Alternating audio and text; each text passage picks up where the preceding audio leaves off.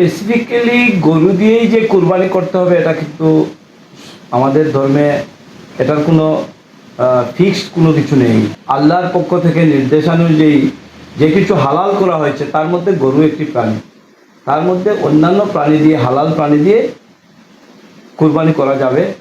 Bharatvarsha beef export করছে, সেখানে কোনো দৃঢ়তা নেই, শিথিলতা আছে। একটা প্রশ্ন, এক সময় এটা পণ্য, রপ্তানিকারক পণ্য, আর এক সময় একটা দেবতা। এটা এই যে ডুয়েল নীতি যেটা সরকার পক্ষে, সরকারই বলছে এটাকে আপনি বিশ্বাস করতে হবে, এটাকে সংরক্ষিত করতে হবে। আবার পাচারের বেলায়, রপ্তানির বেলায় বলছে যে এটা এক্সেস হয়ে গেছে, এটা রপ্তানি করে। কিভাবে একটা আবেগিক বস্তুকে আবার রপ্তানি করা যায়? এক জায়গায় দেবতা, এক জায়গায় পণ্য দ্রব্য, এটা তো মানা যায় না। দেবতা তো গোমাতাকে আমরা তো সংরক্ষণ করতে চাইছি বলছি তো আমরা, তাহলে সেই মাংসকে কেন রপ্তানি করা হচ্ছে? নমস্কার, সেট নিউজে আপনাদের স্বাগত জানিয়ে শুরু করছি আজকের আলোচনা। আজকের আলোচনা মূলত ভারতের বিফ এক্সপোর্ট, সেই সঙ্গে কুরবানির যে কেন কুরবানি দেওয়া হয় তার পেছনে ধর্মীয় আলোচনা এবং শ্রীভূমি জেলার বিভিন্ন গরুর বাজার বন্ধ করে দেওয়ার নেপথ্য কাহিনী। আমার সঙ্গে রয়েছেন বিজেপির বরিষ্ঠ কর্মকর্তা অমরেশ রায়, ডান দিকে রয়েছেন দেওয়ান আব্দুল হাকিম চৌধুরী, উনি কংগ্রেসের সঙ্গে যুক্ত রয়েছেন।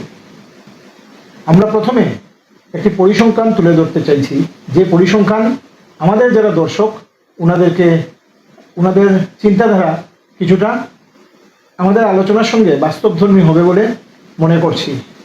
ভারতবর্ষ বর্তমান সময়ে যে আন্তর্জাতিক গরুর যে বাজার রয়েছে, সেখানে ভারতবর্ষের অবস্থান 2 কিংবা 3।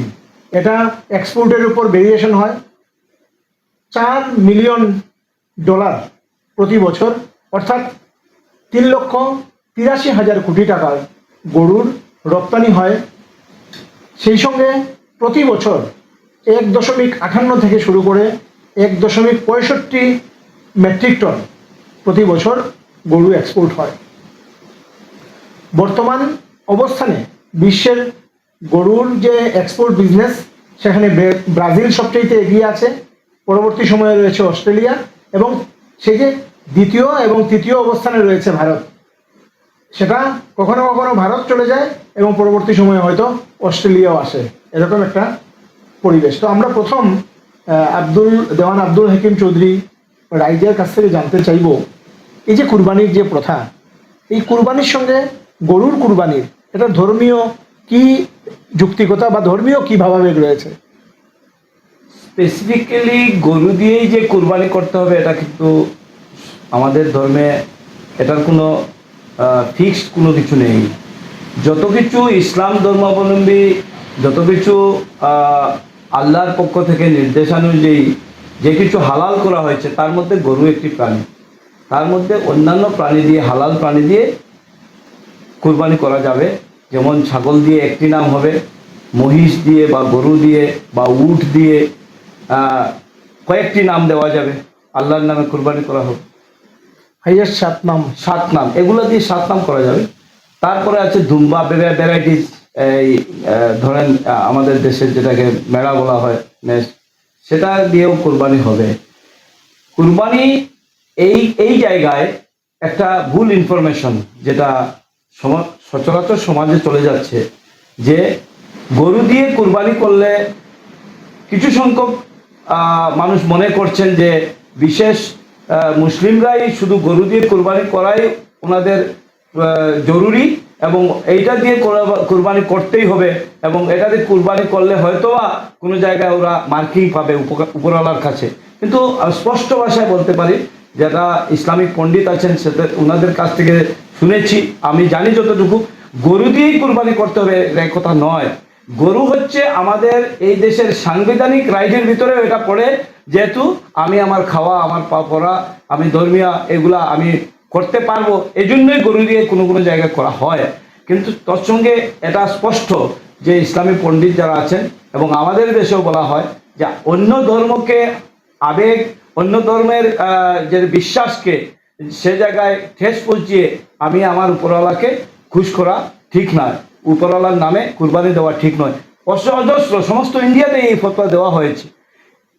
আচ্ছা, এটা এটা এই যে কথাগুলো বললেন, হ্যাঁ, হ্যাঁ। আমরা তো বিভিন্ন সময় দেখা যায়, বা গতকাল রাত্রিতেও বদরপুরে গরুর গাড়ি আটকে ছিল, যেমন গরুর গাড়ি যখন আটক করা হয় বা আটকে দেওয়া হয়, সে সময় কিছু সংখ্যক সংখ্যালঘু সম্প্রদায়ের লোকরা সেটাকে খুব ভালোভাবে মেনে নিতে পারেন না, বা ওনারা বলে থাকেন যে এটার সঙ্গে গরু কুরবানি দেওয়ার সঙ্গে ওনাদের ভাবাবেগ জড়িত রয়েছে। আর সেই ভাবাবেগটা কি মূলত হিন্দুরা গরুকে পুজো করে বা গরু মাতা হিসাবে মানে, আর সেই ক্ষেত্রে যেহেতু ধর্মীয় সমস্যা রয়েছে, ইসলাম ধর্ম আর হিন্দু ধর্মের মধ্যে অনেক অন্তর রয়েছে। গতকালকের বদরপুরের ঘটনার সঙ্গে বিগত দিন এবং আগামী দিনে হবে এরকম ঘটনা, এটা আমরা এই ঘটনার সঙ্গে আমিও সহমত পোষণ করি না। কেন? রাস্তায় যদি গরু নিয়ে আসে, গরুর যেটা নেওয়া আনা হবে, সেখানে একটা আবেগ জড়িত করে সেখানে একটা উপদ্রব করা, সেটা বাঞ্ছনীয় নয়। কারণ গরু সরকার নির্দেশ দিয়েছে কিভাবে কি করতে হবে, যদি কুরবানিতে করতে হয়। এই আসামেও নির্দেশাবলী আছে যে খাওয়াতে কোনো নিষেধ নেই, কিন্তু আপনি অন্য ধর্মস্থান থেকে দূরে, জনবসতির থেকে দূরে আপনি করতে পারবেন, কারুর বিশ্বাসকে বা আবেগকে কোনো আঘাত না দিয়ে আপনি করতে পারবেন। এই জায়গায় পাবলিকলি এটাকে রাজনৈতিক ইস্যু বানিয়ে কিছু বিশেষ ধর্মের নামে স্লোগান দিয়ে গরু আটকিয়ে কিছু ভোট ব্যাংকে পরিণত করা, এটা অত্যন্ত খারাপ। কারণ আমি এটার বিরোধিতা করছি এই জন্যই। গরু শুধুই যে কুরবানির সময় ট্রান্সপোর্টেশন হচ্ছে এটা নয়, গরু কৃষি কাজে ব্যবহৃত হচ্ছে, গবাদি পশু বিভিন্ন কাজে ব্যবহৃত হচ্ছে। এই বৃহৎ অংশের একটা বাজারজাত বস্তুকে আপনি কিভাবে রাস্তায় আটকাবেন, এটাকে কিভাবে বলবেন যে এটা শুধুই কুরবানির নামে যাচ্ছে, শুধুই এটার জন্য যাচ্ছে? এটা যারা করছে শুধু রাজনীতি করার জন্যই করছে।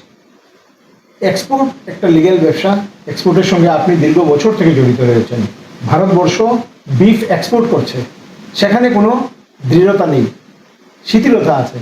কিন্তু যখন দেখা যায় কুরবানির জন্য গরু আনা হয় বা অন্য কাজে যখন নিয়ে আসা হয়, সে সময় প্রশাসন থেকে সেটা আটকে দেওয়া হয়। এটা কতটুকু যুক্তিসঙ্গত আপনার দৃষ্টিতে? খুব ভাইটাল কোয়েশ্চেন। গরু বা এটাকে ক্যাটেল মিট যেটা আমরা বলি, তো ক্যাটেল মিটের প্রচলন আমাদের ভারতবর্ষে যদি আমরা দেখি, তো বৃহত্তর জনসংখ্যার একটা বৃহত্তর অংশ বিফ মিট ওনারা কোনো অবস্থাতেই মানে খাদ্য তালিকায় রাখেন না। উত্তর ভারতের কথা বললে ওখানে রাজস্থান, মধ্যপ্রদেশ, গুজরাট বা ওইদিকে ইউপির একটা অংশ, ওনারা তো পুরো আহারে ওরা পুরো নিরামিষ ভুজি প্রাণী, ওরা নিরামিষ খান ওনারা। আমরা যেভাবে মাছ মাংস খাই এইদিকে, যেটা আমাদের নর্থ ইস্টার্ন ইন্ডিয়াতে আছে বা ওয়েস্ট বেঙ্গল ধরে, সেটাও ওনারা নেন।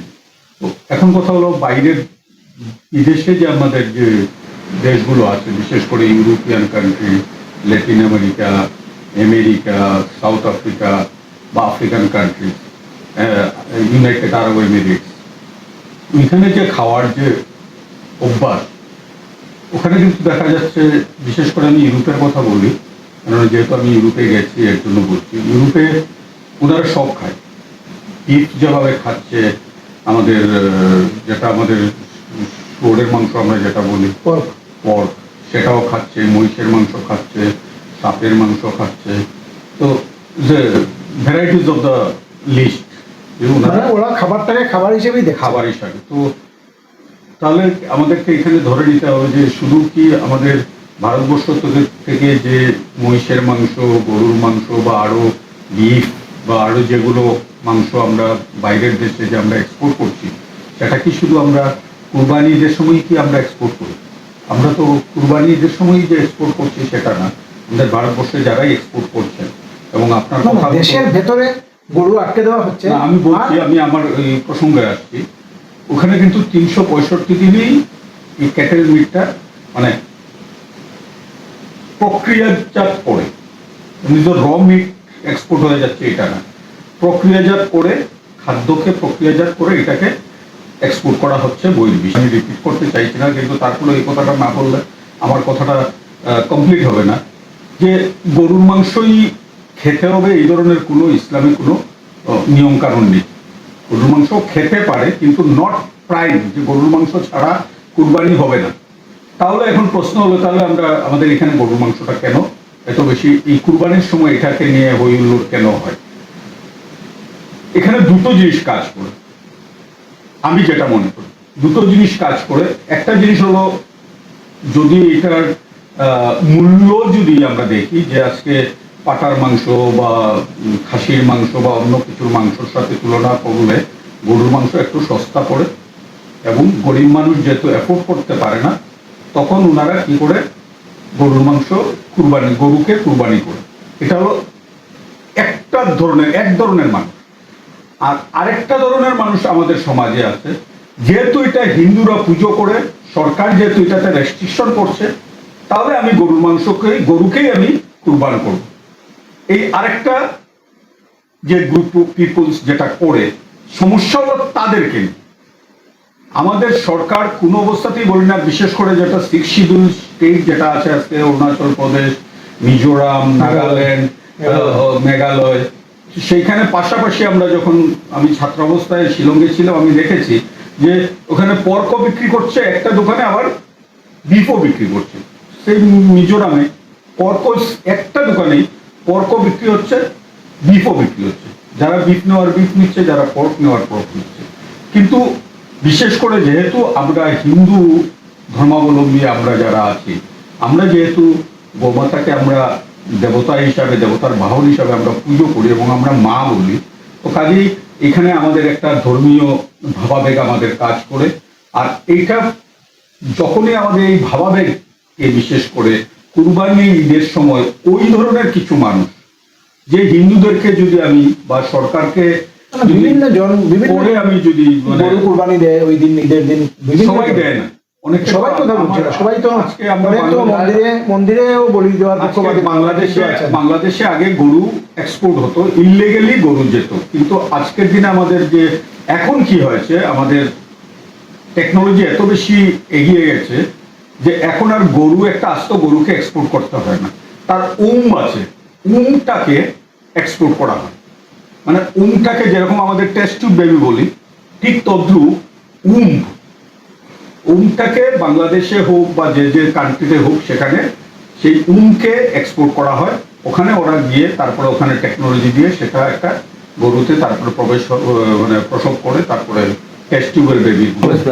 আপনারা যেহেতু ভারতবর্ষে প্রায় দীর্ঘকালীন সময় হয়ে গেছে বিজেপি সরকারের, যেহেতু একটা রাষ্ট্রীয় পশু হিসাবে এই গরুকে যদি স্বীকৃতি দেওয়া হয়, তাহলে রাষ্ট্রীয় পশু হিসাবে এটাকে রক্ষণাবেক্ষণ করা হবে, এটাকে দেখা হবে। আজকে ভারতবর্ষে এই যে জায়গায় যারা রাস্তায় আটকিয়ে যে স্লোগান দিচ্ছে, ধর্মের যে স্লোগান দিচ্ছে, এরাই আবার রাজস্থানে, ইউপিতে সরকার বিজেপির যদি হিন্দুত্ববাদী একটা সিম্বল থাকে, ধর্মের বিশেষ সংখ্যক মানুষের একটা গ্রুপ অফ পিপুলের বেশিরভাগ মানুষের একটা শ্রদ্ধার জিনিস, সেটাকে কি করে এক্সপোর্টের তালিকায় আসলো? বেটার বিফ এক্সপোর্টের তালিকায় কি করে আসলো? একদিকে সেই জায়গাগুলাই এক্সপোর্ট বৈধ, আর এখানে যদি এখানে যে সেই যেটা বলেছেন যে শুধু আমি বলছি cattle meat that doesn't mean যে অনলি গরু যাচ্ছে, বেশিরভাগ গরুই যাচ্ছে, অনলি বিফ লেখা আছে কংগ্রেস দা থাকে। যেটা আমি বলি, আপনারা দেখবেন এটা হলো গরু হলো আমাদের মাইক্রো ইকোনমিক্স, রুরাল ইকোনমিক্সের একটা পার্ট। গরুকে বাদ দিয়ে আমরা চিন্তাই করতে যারা রুরাল মানুষ। তো এখন কি হলো, অনেক সময় দেখা যায় আমাদের গ্রামের যারা হিন্দু মুসলমান সবার কথাই বলছি, যারা গরিব মানুষ আছেন, তার বাড়িতে হয়তো 4টা গরু আছে, এখন মেয়ের বিয়ে দেবে বা কারো অসুস্থ হয়ে গেল, তখন কি করে ওনারা তখন গরুকে বিক্রি করেন। আজকে যেহেতু গরুর বাজার মূল্য খুব ভালো, একটা গরু 70-80 হাজার 1 লাখ টাকা বিক্রি করা হয়। আগে যেভাবে আমরা গ্রামে গঞ্জে আমরা যখন ছোটবেলায় দেখতাম যে গরু দিয়ে হাল চাষ করা হতো, আজকের দিনেও গরুর সংখ্যা কম হয়, কমে গেছে। কেননা আজকে গরিব মানুষ বা একজন গরিব টেকনোলজি বেরিয়ে গেছে, সেই যে গরুকে প্রতিদিন খাওয়ানো, এই যে এক্সপেন্ডিচার এবং যে সিটগুলো যেগুলো আসছে সেগুলোর সঙ্গে কিন্তু যারা গরিব কৃষক ওনারা আর অ্যাডজাস্ট করতে পারছে না। এটাই আমি বলছি যে আজকে দেখা গেছে একটা যদি হালের গরু হয়, দুইটা গরু যদি হালের হয়, 4 বছর 5 বছর পরে সেই গরু আর হাল চাষ করতে পারে না, মানে হাল চাষে আর ওই সেই গরুর আর ব্যবহার করা যায় না। তখন কৃষকদেরকে বাধ্য হয়ে আরেকটা গরু কিনতে হবে। তখন একটা গরু যদি কিনতে গেলে 80,000 টাকা, দুইটা গরু কিনলে 1,60,000, তো 1,60,000 টাকা দিয়ে গরু না কিনে ও একটা পাওয়ার টিলার কিনে নেয়। এর জন্য গরুর প্রচলন আজকের দিনে কৃষিকাজ থেকে আমাদের এত অঞ্চলে প্রায় 60% to 70% কমে গেছে। অ্যাকচুয়ালি যে কথাটা আপনাকে বলেছিলাম বা যা উত্তরটা চেয়েছিলাম আপনার কাছে সেটা কিন্তু আপনি উত্তর দেননি, আপনি পাশ কেটে এড়িয়ে যাচ্ছেন। না না, মনে হয় এটা আমি এড়িয়ে যাই। সরকারি মাধ্যম অর্থাৎ এক্সপোর্ট তো লিগ্যাল বিজনেস, লিগ্যাল বিজনেসের মাধ্যমে এটা বৈধ। সহ মহিষ, আমরা আপনার কথায় মেনে নিলাম মহিষও হচ্ছে, গরু মহিষ এক্সপোর্ট হচ্ছে। কিন্তু যখন দেখা যায় শ্রীভূমি জেলায় বা ওয়েস্ট বেঙ্গলের ছবিগুলো আমরা সম্প্রতি দেখতে পাচ্ছি, হিন্দু লোক বলছে যে আমাদেরকে বিষ দিয়ে দাও, আমরা মরে যাবো, এতগুলো গরু আমরা কি করব। মানে কোনো কোনো লোক সেটাকে কিন্তু ঠিক আছে, অর্থের উপার্জনের মাধ্যম হিসেবে কিন্তু নিচ্ছে। যারা গরু বিক্রি তাহলে করবে, সরকার কেন সেই এক্সপোর্ট গুলো বন্ধ করছে না? যারা গরু বিক্রি করবেন, আলটিমেটলি দেখা গেছে কি যে একটা প্রবণতা হয়ে গেছে, মুসলমান মানুষরা এটা ধরে নিয়েছেন যে কুরবানি ঈদে আমাকে গরুই কুরবানি দিতে হবে। এর জন্য কি হয়, কুরবানি ঈদের সময় এমনিতে যে নর্মাল মার্কেটে বা বছরের অন্যান্য সময় গরুর যে বাজারের দাম থাকে, সেটা কুরবানি ঈদের সময় দেখা যায় এটা 20% 30% বেড়ে যায়। তো এর জন্য আমাদের হিন্দু মানুষরা কি করেন, ওয়েট করেন যে কুরবানি ঈদের সময় আমি আমার গরুকে বিক্রি করে দেবো। কিন্তু এখানে ইনারা এই জিনিসটা ভুলে যান যে যেহেতু এটা রাষ্ট্রীয় পশু হিসাবে স্বীকৃত করা হয়েছে এবং আমাদের হিন্দু ধর্মের সাথে এটার আবেগ জড়িত আছে। যারা আমি গরু কেটে কোন লোক সেটাকে খাবে সেটার পক্ষপাতী আমরাও না, আমি নই, কিন্তু সরকারের মাধ্যমে সরকারি পন্থায় আপনি বর্ডার দিয়ে আপনি গরুগুলোকে আপনি আপনি বলছেন হালাল করে প্যাকেটিং করে সেগুলোকে বিদেশে পাঠানো হচ্ছে, সেটাকে আপনি বৈধতা দিচ্ছেন, আর যখন বাড়িতে এনে সেটা আপনি কেটে খেতে পারবেন না, এটা তো দ্বিচারিতা হচ্ছে।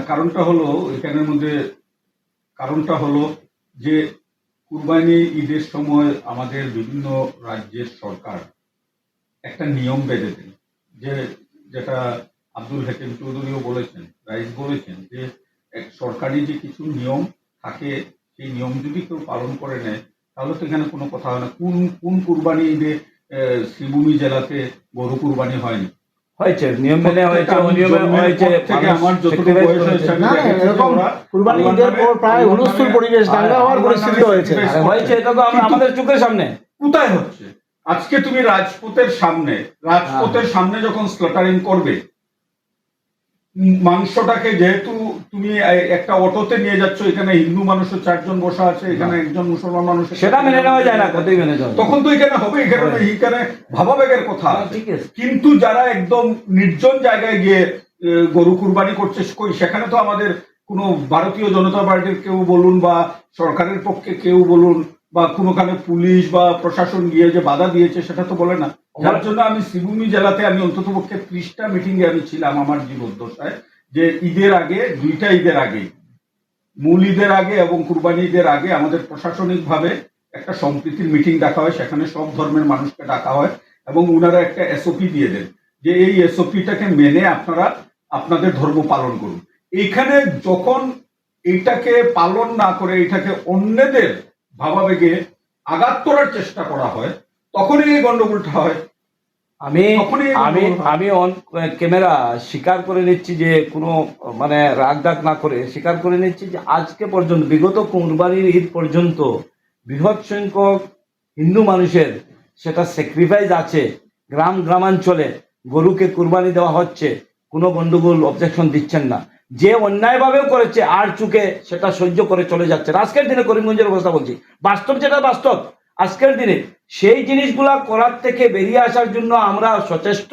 আমাদের পণ্ডিত মহল, উলামায়ে কেরাম সবাই বলছে যে তুমি গ্রামে কোরবানি দাও, কিন্তু যদি তুমি সেটা করতেই হয় তাহলে তুমি একটা জায়গা চুজ করো, সেটাতে গিয়ে যাতে কারো আবেগে কোনো ঠেস না পৌঁছে, সেটা আমরা সচেষ্ট। আর যে আবেগকে নষ্ট করবে, যে অন্যকে অবমাননা করবে, অন্য ধর্মকে, তার শাস্তি হোক, সেটার বিরোধিতা আমরা করছি। অমরেশ দা, এখানে আমার একটা কোয়েশ্চন, যে রাজস্থান, যে ইউপিতে টোটালি গরুর মাংস নিষিদ্ধ, টোটালি নিষিদ্ধ, আপনি গিয়ে মানে 5,000 টাকা কিলো বলে পাবেন না সেখানে। সেখানে গোশালার নামে যে অবস্থা, এই এই দেশের সম্পদ যেভাবে নষ্ট হচ্ছে, অহরহ সোশ্যাল মিডিয়া দেখছি আমরা। সে জায়গায় ব্যর্থতা স্বীকার করতে হবে, সরকারের দায় নিতে হবে সেখানে। আজকের দিনে যদি এই জায়গায় করিমগঞ্জে বা শিলচর, হাইলাকান্দি, করিমগঞ্জে যদি বরাকবেলিতে আমরা যদি কুরবানি টোটালি বন্ধ হয়ে যায়, বাংলাদেশ টোটাল সিল হয়ে যায়, এই যে তত গরুগুলা থাকবে তার সেকেন্ড কোনো উপায় বের করে দিতে সরকার ব্যর্থ। কারণ করতে পারবে না, হাজার হাজার গরু কি করবে, পালন কিভাবে হবে, ক্ষেত খামারে নষ্ট মানে যাচ্ছে না। সে জায়গায় একটা পথ বের করে তারপরে রাস্তায় বদরপুর ঘাটে আটকাতে আপত্তি নেই অবৈধ যদি হয়, কিন্তু রাস্তা না বের করে শুধু ধর্মীয় সুরসুরি দিয়ে রাজনীতির মুনাফা নেওয়ার জন্য আটকানো পারি না। আপনার এখানে আপনার সাথে আমি একটু দ্বিমত পোষণ করছি। যেহেতু বলেন। কুরবানি ঈদ আপনাদের আসছে, এটা আপনার আগের থেকে জানেন, একটা ঈদের করে জানেন, বা বছরে 28 তারিখ। যখনই পঞ্জিকা বেরোয় তখন পঞ্জিকাতে আমরা দেখতে পারি যে কুরবানি ঈদ কবে হবে, মূল ঈদ কবে হবে।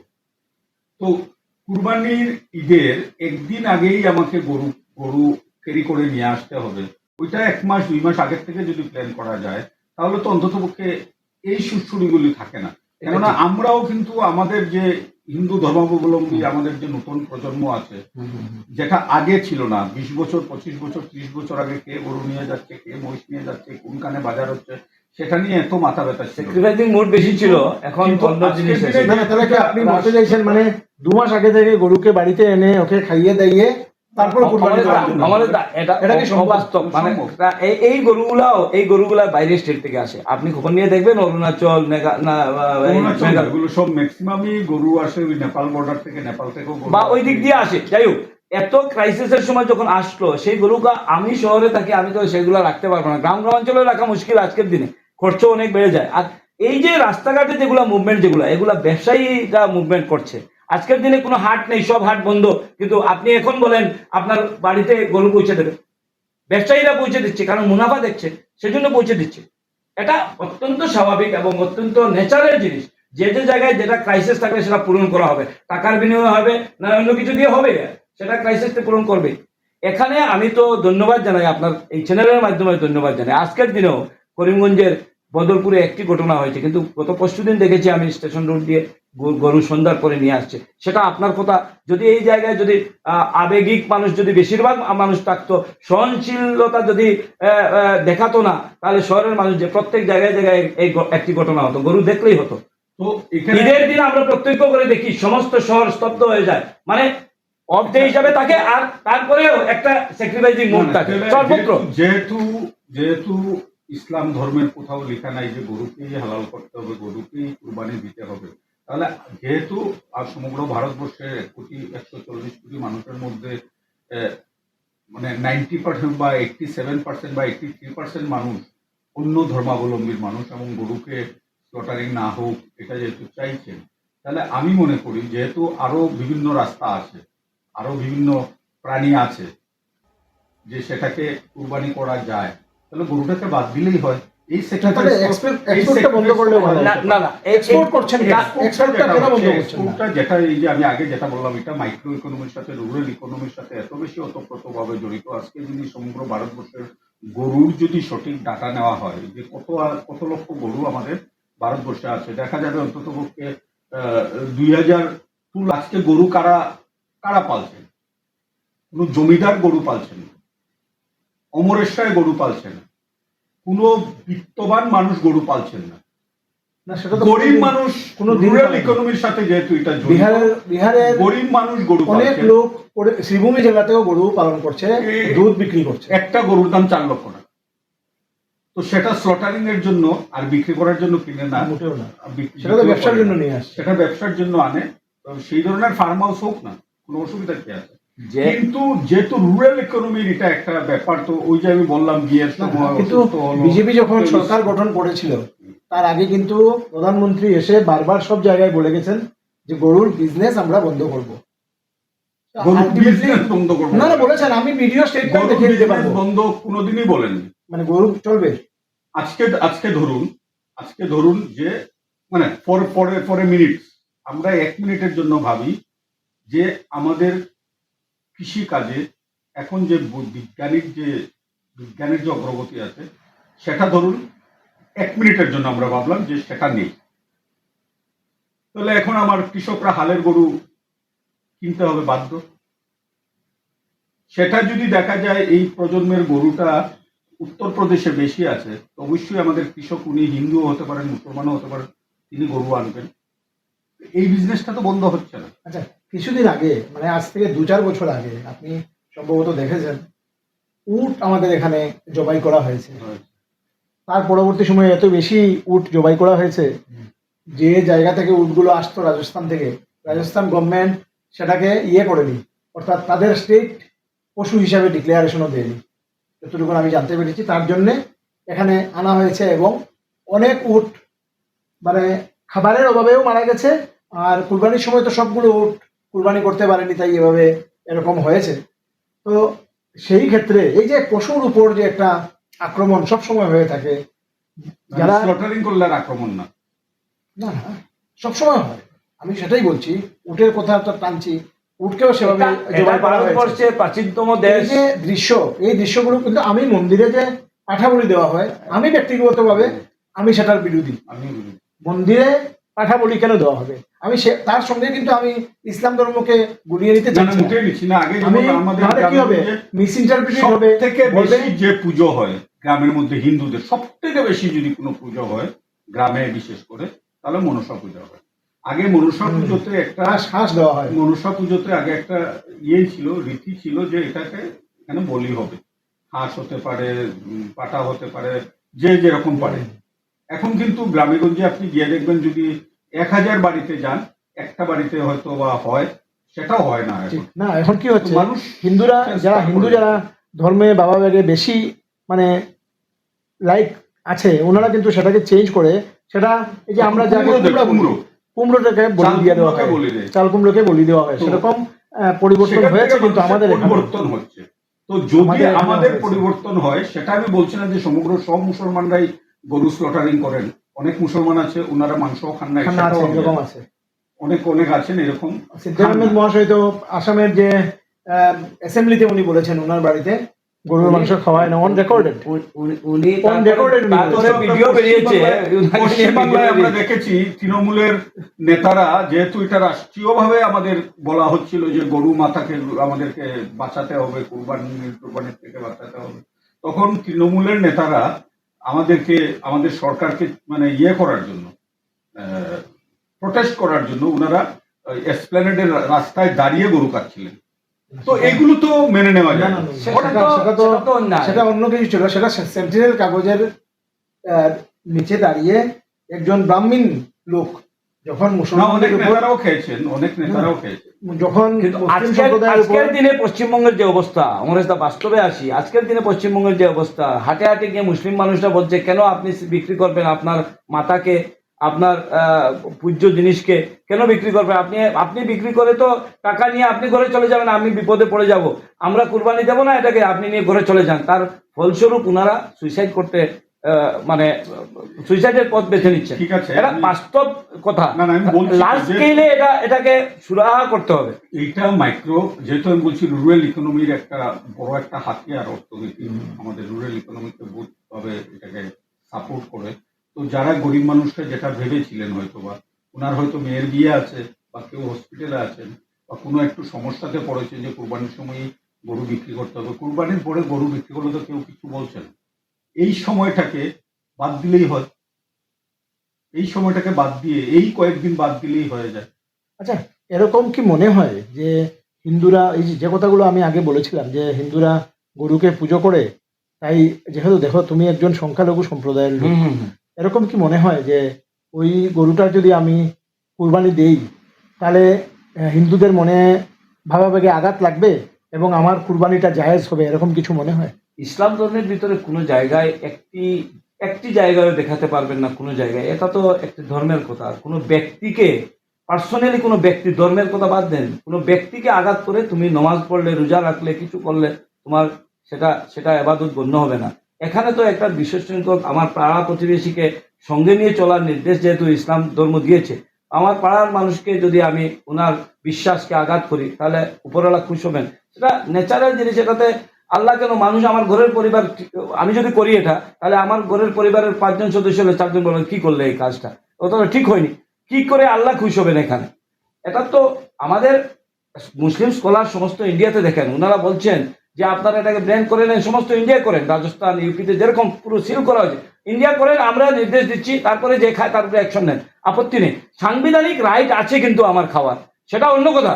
আমি সাংবিধানিক রাইট থাকা অবস্থায়ও আমার পাড়া প্রতিবেশীকে খেয়াল করে আমি আমার ধর্মকর্ম করতে হবে, সেটা আমার দেশের একটা আমার পাড়া প্রতিবেশী, এটা স্বজন প্রীতির একটা নিয়ম, এটা এটা এদিকে নজর রেখে চলতে হবে। সেজন্য আমি মনে করি যে অমরেশ দা যেটা বলেছেন, এই সংখ্যক মানুষরা মাইক্রোস্কোপিক হতে পারে যে কোনো মানুষকে আঘাত দেওয়ার।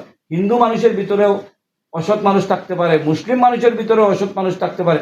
কিছু অসৎ মানুষের জন্য এটা এটা সবাই যে রাস্তায় নেমে এটাকে প্রতিবাদ করা বা এটা মেরুকরণ করা, সবাই কোথায় প্রতিবাদ? এই যে বদরপুরে রাস্তা, বদরপুরের সব মানুষ কিন্তু না না না না কিছু মানুষ, আস্তে বদরপুরের যদি সব হিন্দু মানুষ রাস্তায় আসতেন, না না না কিছু মানুষ আমি বলছি তো, আমি তো বলছি তো কিছু মানুষ যারা যাচ্ছেন তারা হয়তো উনাদের কোনো প্ররোচনায় যাচ্ছেন, আর নতুবা কোনো ধরনের সামাজিক একটা যদি বিশৃঙ্খলা তৈরি করা যায় সেটাও করবে কেন? কিছু কিছু লোকের তো দেখুন, কিছু কিছু লোকের তো মনেরও আবেগ আছে, গরুগুলো নিয়ে যাবে। আর কিছু কিছু লোকের সিন্ডিকেটও আছে, আমি তো বলতে পারবো কিছু কিছু লোকের সিন্ডিকেটও আছে, লোক আটকে এই রাস্তা দিয়ে, তারপরে আমাকে রাত্রের ভিতরে এই রুটের ভিতরে চলাফেরা করলে ব্যবসায়ীরা টাকা দেবে, গরুর থেকে বৃহৎ অংশের কালোবাজারি টাকা আসছে। এখানে কংগ্রেসের যুক্ত রয়েছে, এরকম না থাকতে পারে, অ্যাকশন সরকার পক্ষে তাই প্রতিপক্ষ বিজনেস প্রতিপক্ষ মানুষও আছে। আচ্ছা আচ্ছা আচ্ছা, কেউ এখানে খবর নিচ্ছে না, মাইক্রোস্কোপ লাগিয়ে বা সিসি ক্যামেরা লাগিয়ে কেউ রাস্তায় বসে, আমিও অমরেশ দা এখন কুরবানির গরু আসবে আর আমি গাড়িটা আটকাবো। তো যারা গরু আনছেন তাদের মধ্যে যে বিজনেস প্রতিপক্ষ আছে তারাও গিয়ে খবর দেয় কিছু কতিপয় ছেলেদেরকে যে ভাই এখন গরুর গাড়ি যাবে, এটাকে আটকাও। এটাও হতে পারে ব্যবসায়িক প্রতিদ্বন্দ্বিতা আছে। আজকে যদি সব বদরপুরের হিন্দু মানুষ যদি হ্যাঁ এরকম একটা কিছু হচ্ছে, কিন্তু কেউ তো আসছে না। আমি বললাম তো, ওই এখানেই বললাম তো যে বেশিরভাগ করিমগঞ্জ, শিলচর, হাইলাকান্দি, বিশেষ করে আমাদের করিমগঞ্জে তো আমার চোখের সামনে, আমাদের চোখের সামনে যে সহনশীলতা বিগত দিন থেকে দেখিয়ে আসছে লোকরা, যে গ্রামাঞ্চলে, শহরাঞ্চলে অনেক সহনশীল ব্যক্তিত্ব, আমার পাড়ায় সহনশীলতা দেখি। আমি একটা কথা বলতে চাইছিলাম এই তর্কের মাধ্যমে, বিশেষ করে আব্দুল হাকিম চৌধুরীকে, যে আপনাদের যারা ধর্মীয় গুরু যারা আছেন তারাও এটা বোঝানো উচিত যে গরু ঠিক আছে, গরু কুরবানি করবেন, খাবেন, ঠিক আছে, কিন্তু বাংলাদেশ থেকে, আমি যেটা আমাদের প্রতিবেশী দেশ বাংলাদেশ থেকে ভারতবর্ষের প্রতি বছর 8 থেকে 10 লক্ষ মানুষ চিকিৎসার জন্য আসে, এবং তাদেরকে তাদের যে প্রধান যে অসুখের কারণটা ধরা হয় রেডমিটটাই, তো তাদেরকে বারে বারে বলা হয় যে আপনারা রেডমিট পুরো বাদ দিয়ে দিন, স্কিন ডিজিজ থেকে, হার্টের ডিজিজ থেকে, lots of disease is coming from the. আমরা হিন্দু মানুষ, আমরা যে পাঠা খাই, আমি তো বলি আমার বাড়িতে মাসে একদিন যদি মাংস রান্না হয় তাহলে আমরা 1 পিসের বেশি মাংস খাই না। যে প্রতিনিয়ত ডেইলি মাংস খেতে হবে সেই ধরনের আমাদের কোনো মানে ইয়েই না। তো এর জন্য ধর্মীয় গুরু যারা আছেন তাদেরকেও বলতে হবে যে অ্যাটলিস্ট গরুটাকে যদি বাদ দাও, আমি ধর্মীয় কারণে বলছি না, সংযোজন করে দিতে চাইছি। অমরেশ বাবু যে কথাগুলো বললেন, যে যেহেতু এটা ধর্মের সঙ্গে গরু কুরবানির কোনো সম্পর্ক নেই, যা তোমার কথা থেকে বুঝতে পারলাম, যেহেতু কোনো এখানে কিছুই জড়িত নয়, তাহলে গরু কুরবানি দেওয়া বন্ধ করে অন্য কিছু যদি কুরবানি দেওয়া যায়, কুরবানি না, গরু খাওয়াটাই বন্ধ করতে লাগে, এটা ধর্মীয় কারণে না, এটা বাস্তবসম্মত কারণে, হিউম্যান বিং হিসাবে বাঁচার জন্য এগুলা পরামর্শ। আমাদেরও স্কলাররা বিভিন্ন সময় পরামর্শ দিয়ে থাকেন, এগুলা যদি পরামর্শ অনুযায়ী যদি সমাজ মানে পরিচালিত হতো, অনেক লাভবান হতো।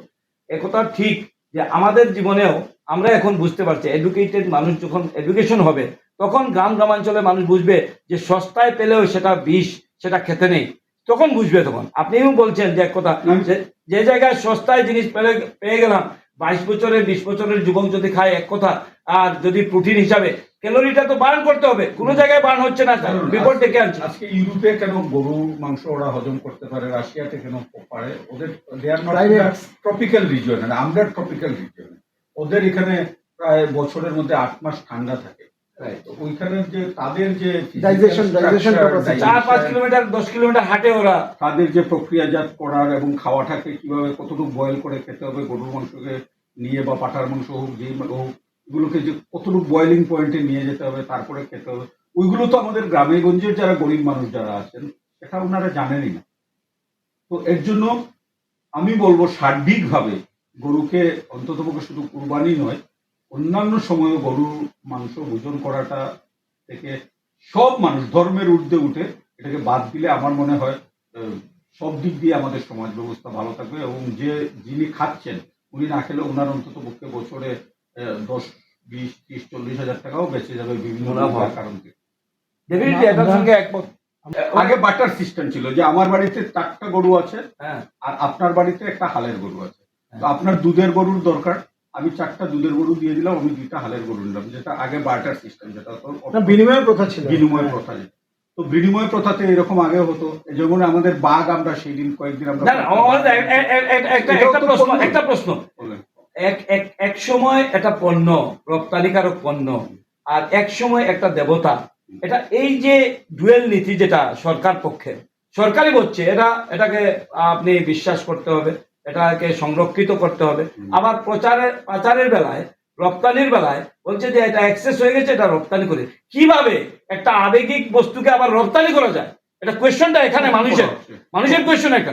এই জায়গায় এক জায়গায় দেবতা, এক জায়গায় পণ্য দ্রব্য, এটা তো মানা যায় না। দেবতা তো গোমাতাকে আমরা তো সংরক্ষণ করতে চাইছি বলছি তো আমরা, তাহলে সেই মাংসকে কেন রপ্তানি করা হচ্ছে? না কোথায় খালি যে গরুর মাংস export? শুধুই গরুর মাংস করা হচ্ছে। আমি না, না, আরে আপনি না, না, আপনি শুধুই গরুর মাংস করা হচ্ছে। কেটেল